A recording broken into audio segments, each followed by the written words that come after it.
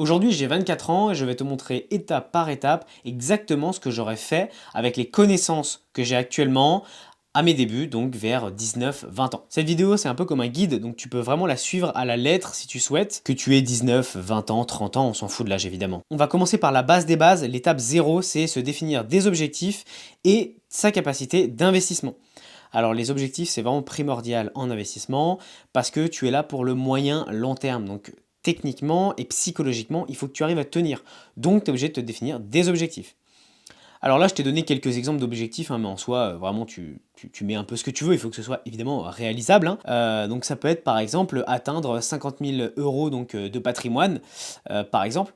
Ça peut être après percevoir 1000 euros donc, par mois de dividendes grâce à tes investissements. Ensuite, ça peut être donc, arrêter de bosser à 45 ans et vivre que de tes investissements, tu vois.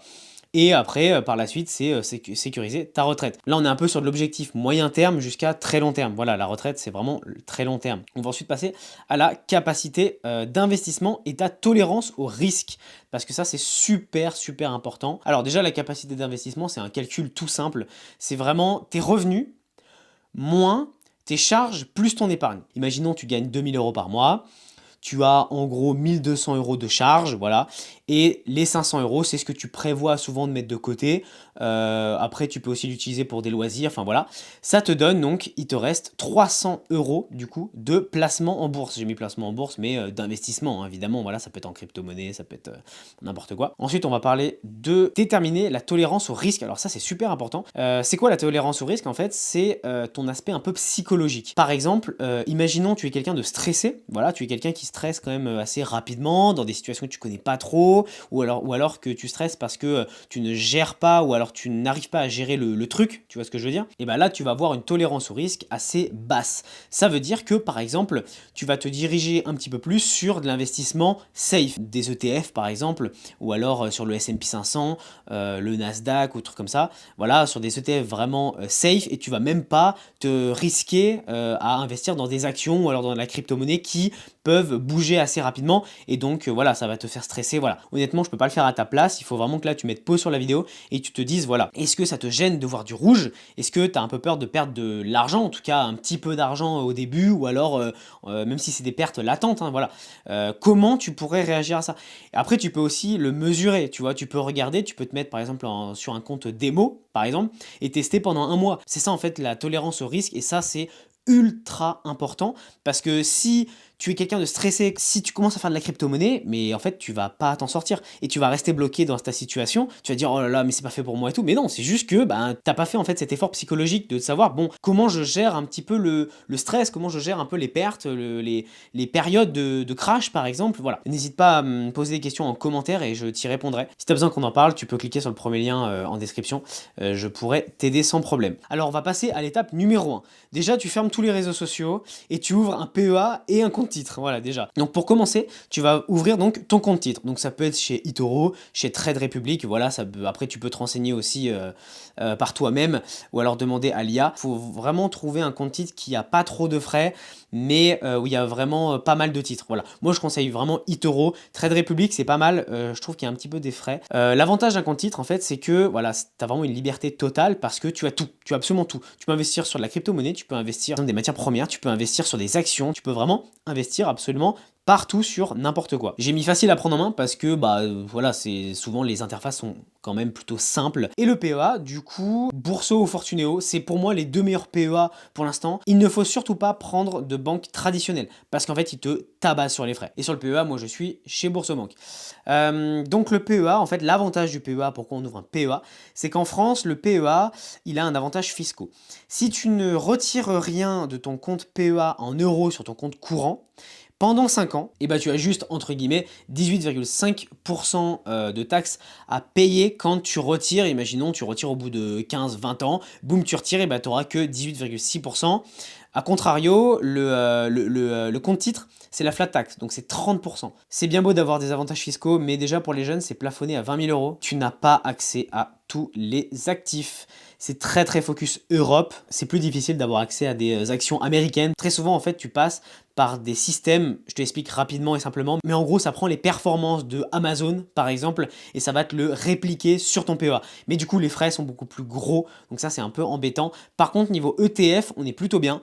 ETF, il y a pas mal, donc c'est pareil, c'est des réplicas, mais c'est un peu le gros désavantage du PEA. T'es pas aussi libre, voilà, qu'un compte titre. Ensuite, en étape numéro 2, c'est l'épargne de précaution et la vision. Avant d'investir, il faut quand même que tu aies de l'argent de côté.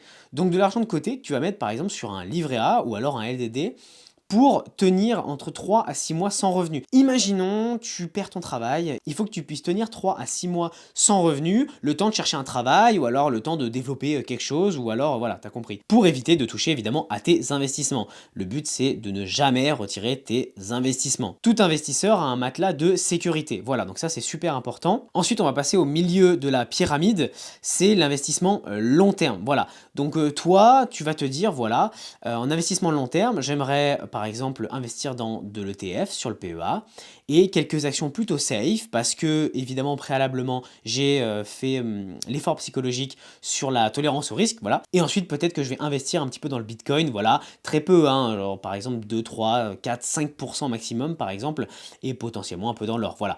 Il faut aussi que tu arrives à te déterminer un petit peu ta vision, voilà. T'es pas encore là à vraiment agir sur les marchés, mais tu essayes de voir un petit peu ce qui pourrait t'intéresser. Je vais te donner un exemple, moi quand j'ai commencé, j'ai fait full action. C'est un peu une erreur en soi, mais vu que ma tolérance au risque, j'avais pas trop de problèmes là-dessus, j'ai vraiment fait full action et Bitcoin, voilà, carrément. Et ensuite, je me suis intéressé aux ETF. Mais honnêtement, c'est pas vraiment ce que je conseille au début. Je conseille vraiment de faire de l'ETF.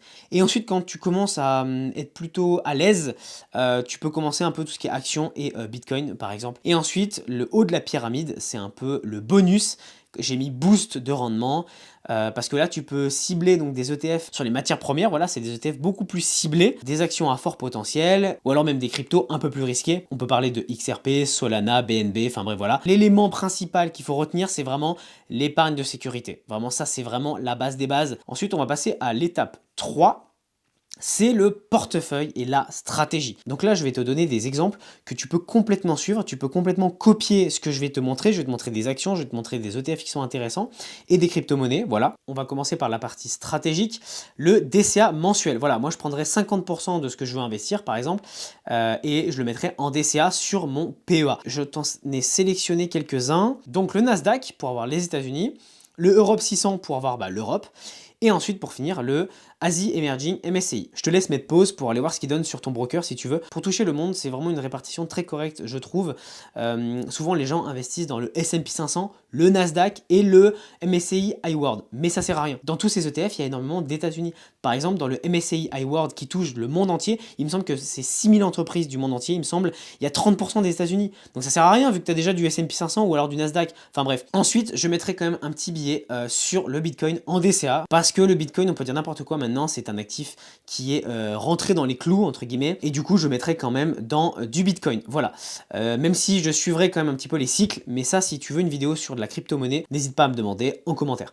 On va passer ensuite au stock picking, donc je mettrai 30% de ce que je veux investir en stock picking. Donc le stock picking, c'est vraiment juste le choix d'actions. Là, je t'ai juste mis des exemples d'actions qui pour moi sont très intéressantes. C'est Google, tout le monde connaît. Schneider, c'est tout ce qui est énergie, tu dois connaître. Amazon, on connaît Amazon.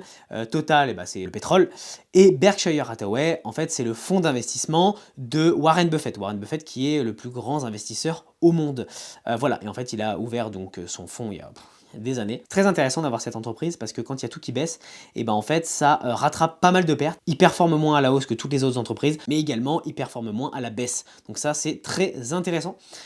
Voilà, et on finit par 20% de crypto-monnaies avec Bitcoin, Solana et Ethereum, les trois plus grosses crypto-monnaies. Alors cette répartition, elle est vraiment basée sur moi, hein, sur ma tolérance au risque, voilà, comme on l'a vu au début, voilà pourquoi je t'ai dit que c'est super important. Et moi, ça me dérange pas du tout d'avoir 20% de crypto, parce que la crypto, j'y crois et j'ai des connaissances très suffisante pour investir là-dedans. Alors pour finir, il y a quelques éléments qu'il faut quand même garder en tête. Si à un moment tu regardes ton portefeuille, voilà, et tu as peur, tu sens que tu comprends plus trop, ou voilà, coupe les écrans. Il faut vraiment se détacher de l'argent. Tu es là sur du long terme. Quand tu commences à avoir des skills là-dedans, c'est tellement automatique et c'est tellement après logique que en fait, tu vas voir que tu n'auras plus du tout la même vision qu'au début. Au début, moi je sais que je regardais tous les jours mon compte d'investissement. Ça m'intéressait énormément, mais je sentais quand même que quand il y avait du vert, j'étais limite un peu euphorique. Et quand il y avait du rouge, j'étais un peu plus énervé, mais c'est vrai qu'à long terme, en fait, maintenant, ça me fait plus rien du tout. C'est impressionnant parce que tu vois, quand je regarde mes datas, quand je vois que je fais environ allez, 20 à 25% par an, ouais, c'est bien, je m'en fous en fait. Je m'en fous parce que bah, l'argent il est là, je sais en fait, mon objectif est tellement clair que ouais, bah, je sais très bien que ça continue quoi. Je m'en fous en fait. Et je m'en fous d'ailleurs si ça chute et si pendant 2-3 ans je fais moins 20%. Il faut vraiment avoir cette vision long terme et comme j'ai mis la vision long terme, bah sans aucun doute le court terme c'est sûr. Dans tous les cas, si tu es perdant à court terme, tu seras gagnant au long terme. Ensuite j'ai mis sois intelligent. C'est pas du tout péjoratif, c'est pas pour me la péter ou quoi. C'est vraiment que il faut en fait avoir la logique d'investisseur. Je vais te donner un exemple tout bête.